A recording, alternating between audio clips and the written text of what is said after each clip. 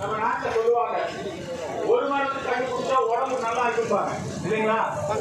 இந்த பனை விவசாயிகள் இவர்களுடைய வாழ்வாதாரம் மேம்படுவதற்காகத்தான் இவங்கதான் சுதேசி.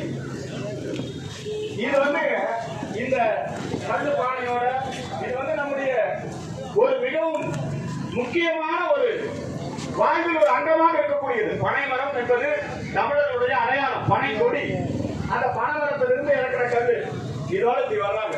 இந்த கல் இறக்குனா கவர்மெண்ட் தர, யாராவது தென்னை மரத்துல பனை மரத்துல கல் இறக்குனாங்கன்னா அரசாங்கம் அவங்களை கைது பண்ணுது. இந்த கல் உணவின் ஒரு பகுதியாக அறிவிக்கப்பட வேண்டும். இப்ப சமீபத்தில் கோவையில ஒரு மனு கொடுத்திருக்காங்க, பக்கத்து மாநிலத்துல கல் வைக்கிறாங்க. நாங்க இங்க இந்த மரத்துல கல் இறக்கி அதை கொண்டு போய் நாங்க பக்கத்து மாநிலத்துல வைக்கிறோம். பாருங்க, இதுல கூட